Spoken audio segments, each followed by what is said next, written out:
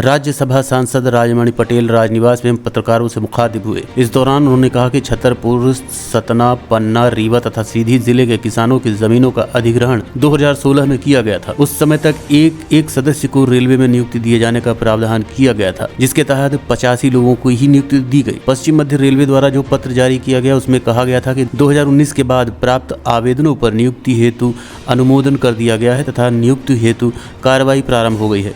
इसके बाद भी नियम निरस्त करने का बहाना बताकर किसानों को उनके अधिकारों से वंचित किया जा रहा है। सरकार या रेल विभाग की मंशा किसानों को राहत देने की है या किसानों के बर्बाद करने का कोई आदेश? अगर जमीन के बदले नौकरी नहीं देने का है तो उन्हें किसानों के हित में निरस्त किया जाए और प्रभावित किसानों के एक सदस्य को नौकरी दी जाए। छोटे छोटे किसानों की जमीनें चली गई, रोजी रोटी का सहारा छीन गया। ऐसे प्रभावित सभी किसानों के साथ अन्याय हुआ है। आपको बता दें कि शांतिपूर्ण तरीके से अपनी जायज मांगों के लिए आंदोलन करने वाले किसानों के साथ पुलिस बल का प्रयोग करना, किसानों की आवाज को दबाना है। ये प्रजातंत्र के लिए घातक है। राज्यसभा सांसद ने मांग की कि तकनीकी बातों को लेकर संबंधित किसानों को अधिकारों से वंचित करने का प्रयास बंद किया जाए। किसानों के हितों के विरुद्ध आदेश वापस करें। आइए आपको सुनाते हैं राज्यसभा सांसद ने क्या मांग की है। विकास भी जरूरी है, लेकिन विकास के भी स्वरूप होना चाहिए। विकास के लिए जो एक इसेंशियल होता है और एक होता है दिखाने के लिए, विस्तार करने के लिए, नाम कमाने के लिए। उस तरह का विकास नहीं चाहिए। निश्चित रूप से उस तरह के विकास से आज हमें अच्छा लग सकता है, लेकिन भविष्य जो है हमारा खतरनाक स्थिति पहुंच जाएगा। लेकिन जो विकास के लिए ज़रूरी है वो करना चाहिए। लेकिन विकास के साथ ही जो प्रभावित हो रहा है, जिसका जीवन प्रभावित हो रहा है, उसके जीवन की भी जिम्मेदारी तो हमारी है। तो अगर उस विकास में ज़मीन जाती है तो उसके बदले उसको प्रोत्साहन मिलना चाहिए, उसको ज़्यादा मुआवजा मिलना चाहिए, उसके परिवार को नौकरी मिलनी चाहिए। और अगर ये कुछ नहीं किया जाए तो क्या उस विकास से जिससे केवल बर्बादी हो, भविष्य बर्बाद हो, तो उस तरह का विकास किस काम का है? नहीं दी जा रही है। किसान अपनी मांग के लिए आंदोलन कर रहे हैं। मैं अधिकारियों से अपेक्षा करना चाहता हूँ कि दमनकारी नीति को छोड़ दें, भय दिखाने की नीति को छोड़ दें।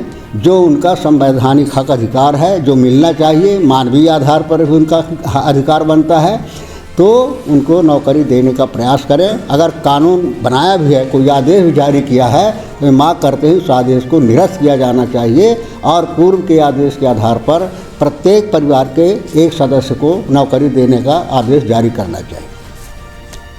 और इसमें हम चाहते हैं कि मानवीय पहलू है, किसी के भविष्य से जुड़ा हुआ सवाल है, और ऐसे सवाल में हमें हर तरह के दृष्टिकोण से अलग होकर के राजनीति में भी हैं, राजनीतिक दृष्टिकोण अलग कर देना चाहिए और सभी लोगों को एक मानवीय आधार पर विचार करना चाहिए। और इस तरह के काम में सबका सहयोग मिलना चाहिए, चाहे राजनीतिक क्षेत्र में हो, चाहे प्रशासनिक हो, चाहे पत्रकारिता के क्षेत्र में हो। सबका ये दायित्व बनता है कि इस तरह की परिस्थिति ये न मानी जाए कि केवल किसान की है। किसान से जुड़ा हुआ सब है। पत्रकार भी किसान से जुड़ा है, नेता भी किसान से जुड़ा है, अधिकारी भी किसान से जुड़ा हुआ है।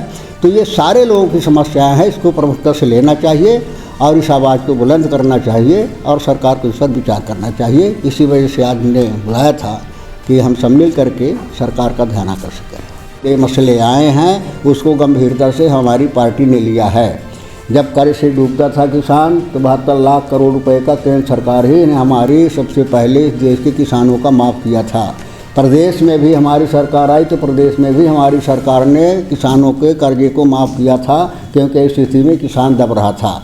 तो और हमारी सरकार ने कानून बनाया था कि जिस किसान की चाहे माने एक डिसमिल भी ज़मीन ली जाएगी, लेकिन उस किसान के परिवार को एक व्यक्ति को नौकरी दी जाएगी। लेकिन उसमें संशोधन करके जो सरकार कर रही है उसके खिलाफ हैं और हम किसानों के साथ हैं, क्योंकि किसानों की मांगें जायज़ हैं और किसान के भविष्य, किसान के परिवार के भविष्य से जुड़ी हुई है। और किसान का ही परिवार प्रभावित नहीं होगा, इस तरह की कार्यवाही से देश का मनोबल टूटेगा, किसान का मनोबल टूटेगा। और जो इस देश का अन्नदाता है, अन्न पैदा करता है, तभी अधिकारी नेता सबका पेट भरता है। बस केवल कहना उनके तो माने केवल शब्द वीर हैं, घुमा फिरा करके अमृत ही बांटेंगे ही। बजट में जो है मनरेगा जैसी योजना, ये में गरीब का जीवन जुड़ा हुआ है, जिसको कहते थे कांग्रेस का कब्रिस्तान है ना। उस मनरेगा कब्रिस्तान कहने के बाद क्यों आप उसको ढो रहे हो, क्यों लागू कर, उसको बंद कर देना चाहिए। और ऐसी योजना का बजट कम कर दिया। बजट कम करने के बाद विकास करना चाहते हो, चौगुना विकास करेंगे। दुनिया में पहला प्रधानमंत्री हमने देखा है जो ये महसूस करता है कि बजट कम करने पर ज़्यादा विकास होता है। तो जब बजट कम करने पर ज़्यादा विकास होता है तो सभी बजट ख़त्म कर दो और ज़्यादा तेज़ी से विकास होगा। और अब बजट में है क्या विशेषता जो बता रहे हैं, ये नहीं बताएंगे कितना करेंगे, कितना हुआ है, आंकड़े नहीं देंगे। ये बजट भारत का भविष्य बनाने वाला है। कोई कहे ये बजट, इसमें 100 साल का विजन दिख रहा है। ये बजट बुनियाद मजबूत करने वाला बजट है। अब यही विकास है। तो इन शब्दों से अगर विकास होता है, इस तरह की बातों से अगर हमारे देश प्रगति करता है तो उसमें कुछ कहा नहीं जा सकता।